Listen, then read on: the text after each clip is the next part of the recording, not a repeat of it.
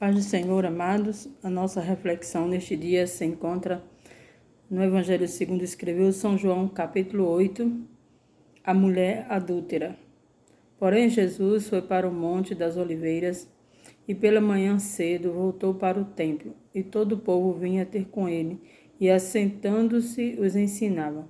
E os escribas e fariseus trouxeram-lhe uma mulher apanhada em adultério, e pondo no meio disseram-lhe: Mestre, esta mulher foi apanhada no próprio ato, adulterando. E na lei nos mandou Moisés que as tais sejam apedrejadas. E tu, pois, que dizes? Isso diziam eles, tentando para que tivesse de que o acusar. Mas Jesus, inclinando, escrevia com o dedo na terra. E como insistissem, perguntando-lhe, endireitou-se e disse-lhes: Aquele que dentre vós está sem pecado, seja o primeiro que atire a pedra contra ela. E tornando a inclinar-se, escrevia na terra. Quando ouviram isto, saíram um a um, a começar pelo mais velho até o último.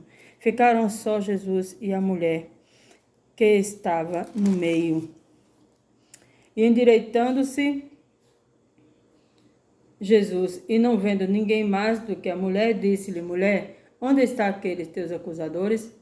Ninguém te condenou? E ela disse: Ninguém, Senhor. E disse-lhe Jesus: Nem eu também te condeno. Vai-te e não peques mais.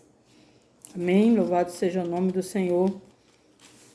Toda a Bíblia é maravilhosa. Tudo que está escrito na Bíblia, amados, do Gênesis ao Apocalipse, é para nós.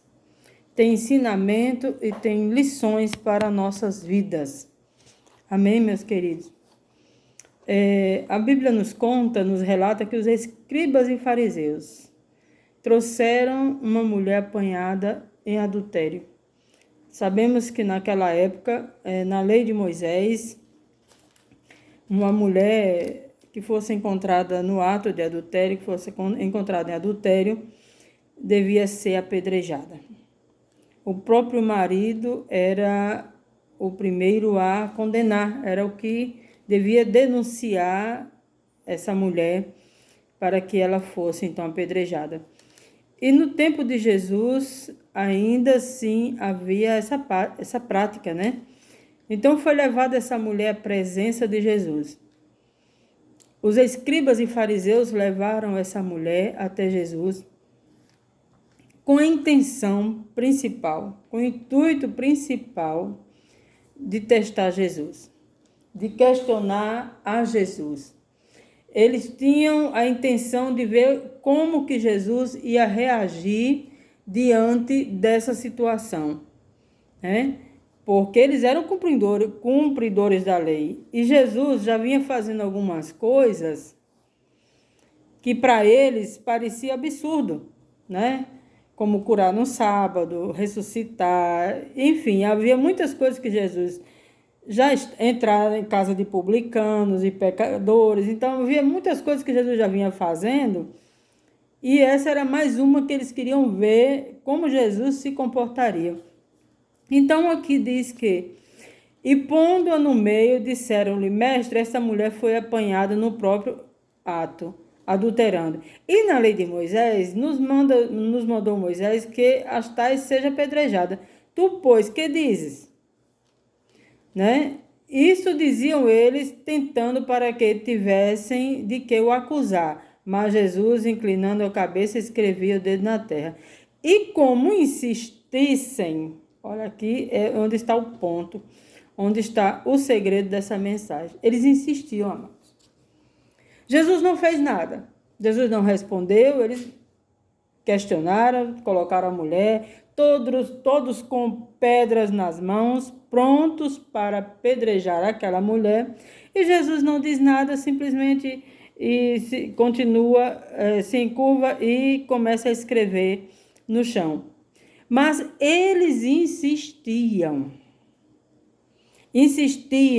para que Jesus tomasse uma providência.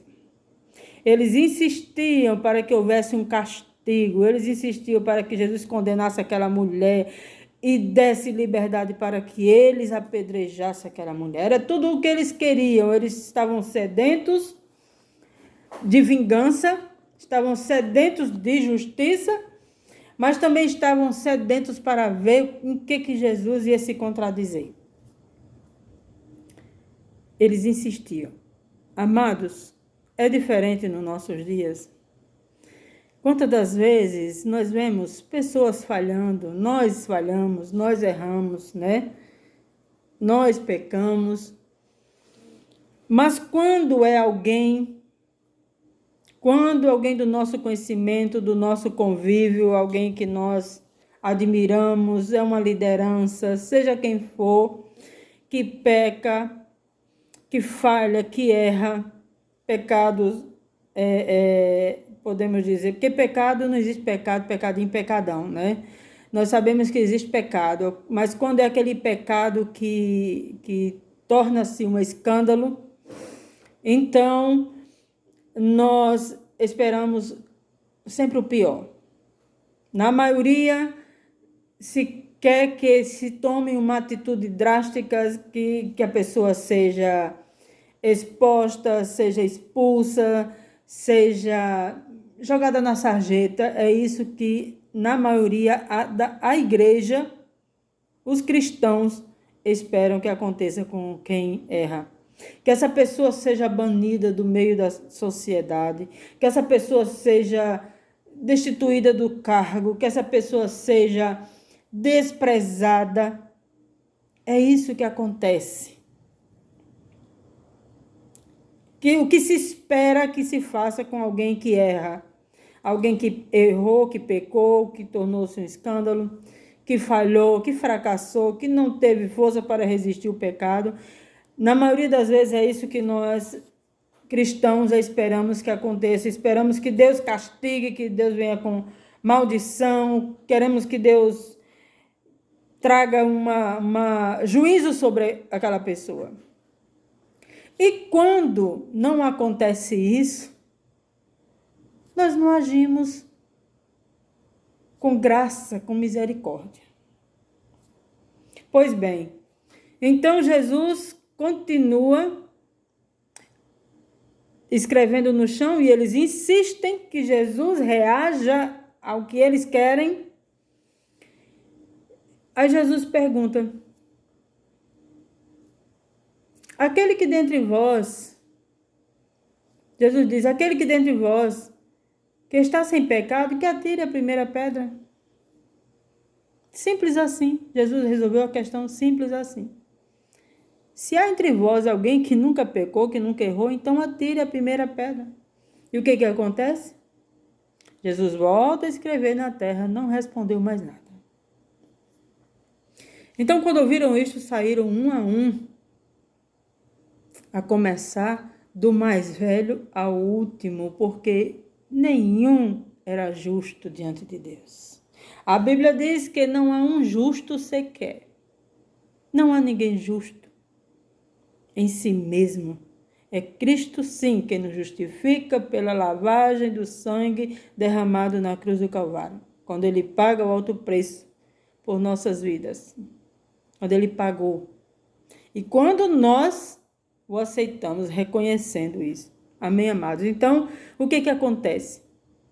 Nos nossos dias, o que se espera hoje, mais do que nunca, amado, como não há, nós estamos vivendo um tempo que não há mais, que não se valoriza a restauração, quando não se valoriza a reconstrução, quando não se valoriza o retornar isso, trazendo para o espiritual, não se espera mais restauração de uma vida, não se espera mais transformação, não se espera mais o levantar daquele que cai, infelizmente. Aí tem os curiosos que procuram saber o que aconteceu, sabe? Ficam buscando informações, até pesquisando nas mídias sociais, vendo o que aconteceu com aquela pessoa, como será que está? Não é assim, amados? Preferem ver a falência, preferem ver a desgraça, a queda, a ruína, do que se gloriar com a restauração, do que se gloriar com o levantar, o se reerguer, o restituir, o restaurar. Os cristãos não estão mais se gloriando, se alegrando quando alguém é restaurado, não, amados. Os cristãos não estão mais interessados em se alegrar com você quando você se levanta, quando você se ergue, quando você é restaurado, quando você é perdoado, quando você é purificado, quando você é transformado. Não está mais vendo isso. Estão muito mais interessados em saber a desgraça. Correm para ver como é que está a situação de desgraça daquelas pessoas. Estão mais interessados no errado, na queda, na falência, no fracasso, do que na restauração. É triste uma coisa dessa. É triste. Infelizmente, a igreja do Senhor está assim. Quando você recebe uma vitória, você não encontra mais quem se alegre com você. Quando você recebe uma bênção, você não encontra mais ninguém que se alegre com você. É mais fácil você ouvir eu pensei que tinha perdido. Eu pensei até que tinha morrido. É assim, amado, que tá. A gente vê isso constantemente no nosso dia a dia. Você vê que absurdo, porque nós temos uma janela aberta para o mundo diante das nossas mãos. Nas nossas mãos, diante dos nossos olhos. E a gente vê hoje na vida dos cristãos, o comportamento dos cristãos. Estão sempre prontos a apedrejar. Mas nenhum ficou para se alegrar com a restauração da vida daquela mulher. Nenhum ficou para agradecer a Jesus pelo perdão da vida daquela mulher. Nenhum ficou para ajudar aquela mulher a se levantar, tomar pela mão e se levantar. Infelizmente é assim que nós vemos. Para apedrejar tem muitos. Mas quando Jesus perdoou e disse, vai, não peques mais. Ninguém estava lá para levantar aquela mulher do chão e ajudá-la a retornar ao lar. Que revelação maravilhosa. É assim nos nossos dias hoje. Busque alguém que se alegre com você pela sua vitória. Não tem.